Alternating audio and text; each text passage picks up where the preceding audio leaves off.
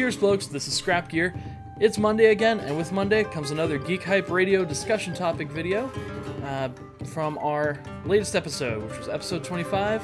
Our discussion topic was, why do people collect things, and what drives them to do so? So, sit back and enjoy! So, we are going to move on to our discussion topic of the week, which our discussion topic this week is, why do people collect things, or what drives them to collect things, like art, comic books, action figures, video games. Talk like about that. collections. Yeah. Let's just talk about my stuff. I'll just tell you about my stuff. Okay. No, that's a good question. There is no one reason why somebody collects something. In fact, the reason you collect and the things you collect is very deeply personal. Like, I personally, I'm not a completionist. I don't have to have all in a set of anything. Yeah. But I do want to collect the things I want. Like, I have an amiibo collection, but I only get the ones that I want. You know, I don't have to have all friggin' 200 characters. There's not 200 characters. It's getting there, but... Yeah. We're not that far off of it. Yeah, but, like, I want to collect all the stuff I'm interested in. Like, old comic books that resonate with me. Yeah. Like, I'll seek them out. Old video games, same thing. Like, I'll seek out the ones that I'm interested in. I like rare stuff. Yeah. Like, if it's hard to find, like, that just sort of drives me harder a little bit. Yeah. And this is personal. This is different for everybody. Maybe you have to have all of everything that's ever been made. Like, maybe that's you. Yeah. Actually, because I put this up as a poll on Twitter, and this one got the most votes.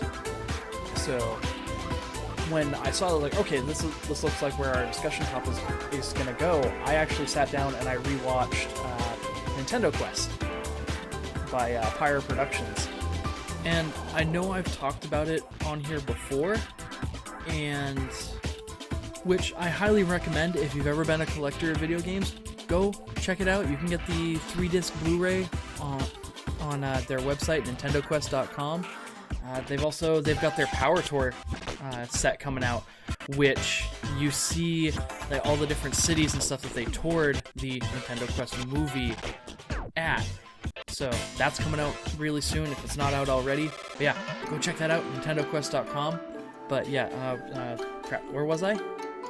And the whole reason that the producer Rob McCallum went and challenged his longtime friend Jay to go and collect all of these original NES games in 30 days was that Jay had been working on it for a really long time, and he wanted to collect all, I think it was like 678 North American releases for the NES. And it's because it was a very important time for him in his childhood, and just all of those games just resonate with him. He wanted to be able to have that piece of history for all of that stuff. And in it they showed off some of his other collections. Like, he's got a room where he's got Star Wars figures that are up on the wall, and it's just like this entire wall that's just Star Wars figures. And like, for me, I have just about all of the Smash Brothers amiibos.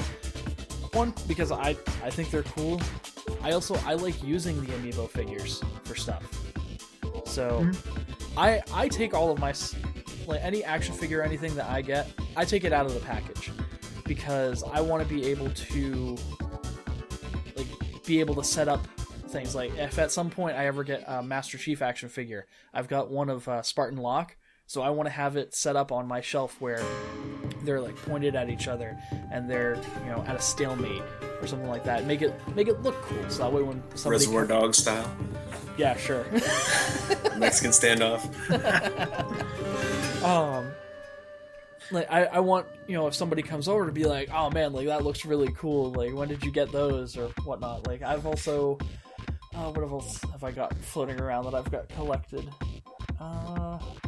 Mostly just my amiibos, which I've got like all of those displayed, and I want to make sure that people can, see that or be like, oh man, and actually be able to check it out. Like right now, I've got Roy right here, and be able to like, oh man, the artwork on this is really good. If it's left in the box, you can't always see that like really nice detailing and stuff that people put for action figures and whatnot. Yeah, I was trying to think of what, because I mean I've always been a collector, but I mean I'm a big kid, and I was wondering, when did this start in me? And I was thinking back to when I was really young, and like Star Wars figures and G.I. Joes came out. On the back of the box, they had all the toys that came out with that one. Yeah. So you got to see all of them, and you got to think, wow, I really like that guy. He's cool. I want to get him. And I think that's kind of the spark that ignited it, like the hunt. I would go with my parents to Walmart, and I would just, go to the toy aisle and just flip through the rows of G.I. Joes. Like, got him. I don't want him. And then boom, here's the guy that I really want. I've been searching for this guy. Yeah. That kind of thing.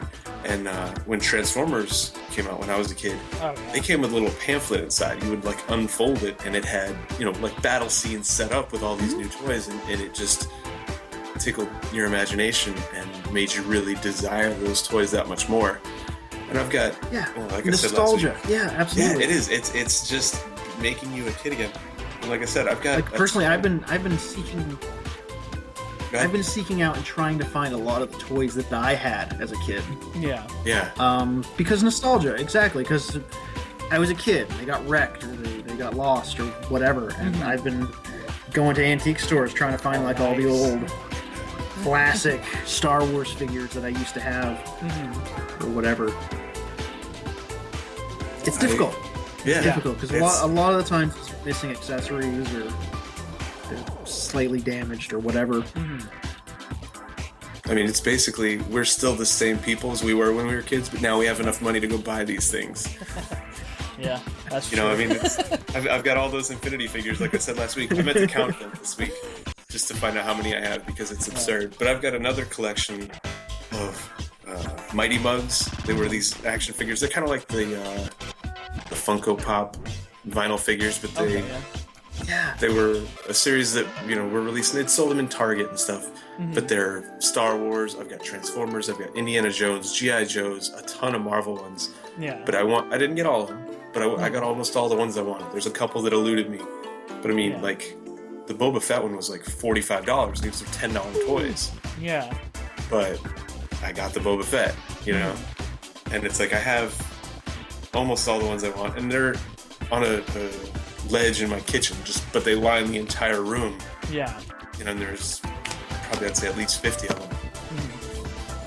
And I got into... I'm always... Go ahead. I got into these comic prints a little while ago, and you guys might have seen them. Like in my bedroom, I have them hanging up, but they're, probably 2 feet by 1 feet of. It's like a wooden board with a comic cover on it, printed up, and I've got probably 30 of those because I just go through the stores where they sell them, and I find the ones that I want. I don't need them all, and they've got to be cool, or comics that I liked when I was a kid, but. Now, I mean, I don't even have enough wall space to hang them all, but I have a ton, I have a stack of them in my closet.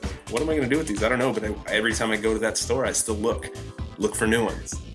I can't turn it off because I'm a kid again when I see a new one, it's, ooh, I want. I am always on the lookout for the Star Wars Micro Machines playsets. Do you remember those? Yes.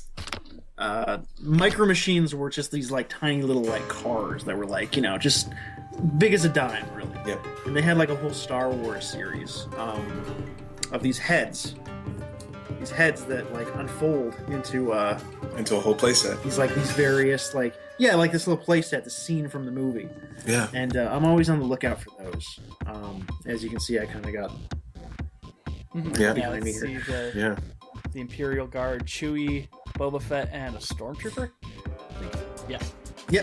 And those are the Imperial Throne Room, the Endor Battle, Cloud City, and the Death Star garbage chute, respectively.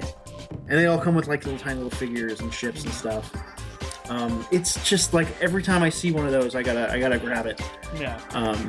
And then of course with the new movies, they came out with more Micro Machines playsets. Yeah. New heads and stuff like that. So I'm gonna go track those down now.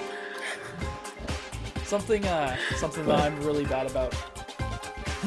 My wife always gives me a hard time. The few times that we've gone to conventions in the past few years, I am notorious for going around and like visiting all of the art tables. I have a whole bunch of stuff. This is what I've got hanging in my room right now, or in my office room right now. Mm-hmm. It's Halo. Yeah. Yeah. And actually, on the back side, I've got this as well. I need someplace to hang it. Yeah. Okay. So I like collecting all the art stuff that, again, resonates with me. Like the floating around somewhere, I've got this print of Gambit and Rogue, and like they're in the rubble of this building, and they're kissing, and Gambit's holding Magneto's helmet. I remember that time, or I don't remember. It was in the 90s, I think, when Gambit and Rogue were a thing. And like I just remember that from when I was a kid and seeing that. So when I was at this convention last year, I think, no, year before, and I saw that print, and like that really resonated with me, and I wanted to be able to put it up somewhere. Of course, I don't have anywhere to put it up, but that's not the point. Yeah, I still bought it, so if I ever get a place to hang it up, then I've got it ready and waiting. Yeah. Yeah. Yeah, it's one of those things that, I'm content with my collections as they are now, but then when there's new stuff, I want the new stuff too. Like I said, I don't need everything. I'm not that completionist because, there's a ton of Infinity figures that I don't have, but, I don't care about Jack Sparrow. I don't care about the Pirates of the Caribbean or the Cars ones from the season one, but, if they come out with some cool new ones, I need to buy those. It's a need. I don't have the Infinity game at all, but I recently went and I picked up the Disney Infinity Boba Fett, Kylo Ren, and Black Suit Spider-Man. Yeah. So I've got those hanging out on my desk over here. Again, those are ones that, even though I'm never going to use them because I don't think I'm ever going to pick up Disney Infinity, I like having them out of the box because, like, hey, here's this really cool thing. Oh, you can look at the seam work on it. And, like, as far as adding new stuff, like, I went out and I was lucky enough to get the Ghost Edition. Oh, nice. For when Destiny first launched. And like, being able to have all of this stuff displayed, and when somebody comes over and be like, oh, hey, like, what's up with this? And it's like, oh, man, like, I've got a whole bunch of Mega Man figures up here, too.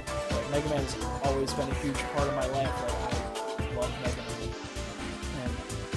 Doing all that kind of stuff, so like being able to have my history on display is a really cool thing to be able to do, which I think is one of the reasons. I mean, do you think it's sort of driven by like nostalgia? Like, these things give me a warm fuzzy feeling, so I want to surround myself with stuff that reminds me of this thing. For a lot of collecting, I would say yes. Like, for all the stuff that we've talked about, the reason that we collect is for that. I know that there are people out there who go around and collect art because, like, oh, that looks fancy. That looks really cool. That might be worth something someday. Yeah. And let's take a moment to compare that. Like, we're all going out and we're collecting all these because they give us the warm fuzzies, not because someday they might be worth something. Chances are that some of the I don't stuff care. Value. Mm-hmm. Yeah, like I'm never gonna sell it. Like that's the thing. I don't want to get rid of it, so that's why I take stuff out of the box. It's like, oh, it's worth more in the box. But yeah, but it's only worth something if you're ever gonna sell it. If you're gonna keep it forever, then who cares if it's worth $0 or $1 million? It doesn't change the fact that I want to keep this forever. I bought the there's a statue series released in comic shops. You've probably seen them. They've been doing it for years, apparently. The black and white Batmans. Oh, yep. They take, famous artists. I bought the Mike Mignola one years and years ago because I'm just a huge Mignola fan. Yeah. Didn't really know you know, like I recently looked it up and it was worth several $100s. Like, yeah. And I paid like $40 for it or something like that. But it's just been on a shelf. You know, I unboxed it right away. It's on a shelf in my living room. And I just got the Frank Miller one to go with it like a year or two ago. Because those are two of my favorite Batman ever. And I don't care what they're worth, you know? They're out of the box and they look cool. Yeah. I found this at a antique store a couple years ago. It's a grenade. This is a training... It's a training dummy grenade. When I was in Army basic training, this is what we would use. We'd, you know, strap a bunch of these into our vest, and it's the same size and weight as a regular grenade, except it's, you know, it's non-explosive. It's just a dummy. I picked this up for nostalgia because it makes me think about those times, and it's just kind of like a cool reminder of something I used to do.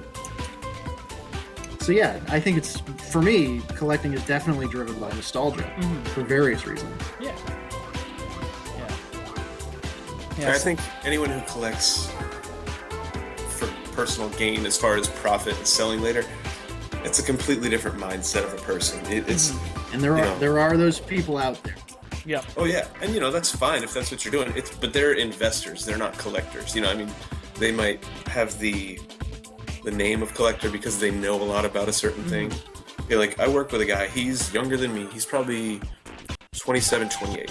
Okay. This guy knows more about antiques and arrowheads than anyone I'll ever meet in my life because he got into it and found out he could make a lot of money doing it. So he just, you know, soaked it up like a sponge. And this guy will go to a flea market, you know, and spend $30 and walk out with $500 worth of stuff just to sell, just his little side thing.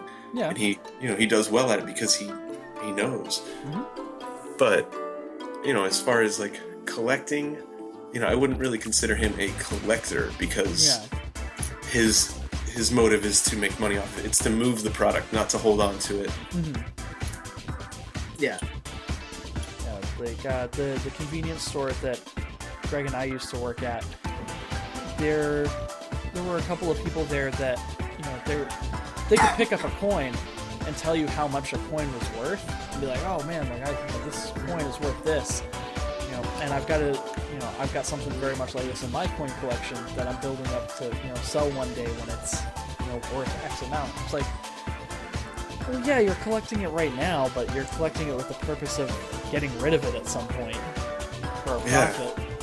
Like that's so foreign to me because it's just not in the realm of possibility for any of my stuff, you know. Yeah. And my wife hates it when I find something new. I got, it was my birthday, I think, last year or the year before. We went to Epcot, because we live in Orlando, and they have a store in Japan that sells a ton of anime stuff, and they had 2 badass Attack on Titan statues. Nice. I was like, it's my birthday, I want these. Now they're like, you know, printed in Japanese. I can't find where to buy anymore. Yeah. But I hope they make more, and I want to buy them all because they're so good looking. Yeah. And she's like, really? You're going to start collecting another thing, you know, every time. But, like, they're so cool, I have to have them. Yeah. And, you know, they have to be reasonably priced, too, because there are a ton of cool statues that I cannot afford. Yeah. When I was in junior high, there was this trip to the mall that I went on with some friends of mine, and I found this. It was a action figure of Ava Unit 2 from the Evangelion series, and it was really high quality. I think I went to go look for it because at one point my brother broke one of the shoulders on me, and I couldn't fix it. And since then I've lost it. I have no idea what happened to it. But I went to go try and see, well, how much would it cost me to replace this? And it was like $200, and I'm like, no, that's too much. Yeah. But that would be something that I want to keep an eye out for because, again, that Evangelion was really the first anime that I ever saw that was like, you could watch it as a younger audience, but you wouldn't get a lot of the psychological traumas and whatnot that the main character went through as an older audience. But it was my first anime series that had like that more serious tone to it and wasn't like Pokemon or Digimon. So Evangelion will always have a special place for me. So yeah, it meant something to you. So you surround yourself with things that will remind you of that feeling. Mm-hmm. Yep. That's nostalgia. Yeah. Yeah. I mean, that's it exactly. But yeah. I mean, like I said, we're just big kids that now have the money to buy the things we wanted as kids. Yeah. And that's true. And apparently we don't have that switch in our brain that says, no, you don't need that. Yeah, just whatever you're into. Yeah. You're after the feeling. I am. Yeah. And also, I am a grown man and I play with my toys. So that's why they come out of the boxes, Josh. Ooh, shots fired.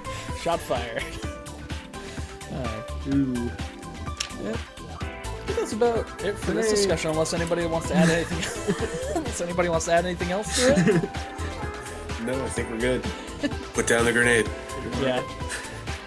Remember, you were telling me the day that you came home with that, you opened up your front door while your roommate was in the living room and you just tossed it in.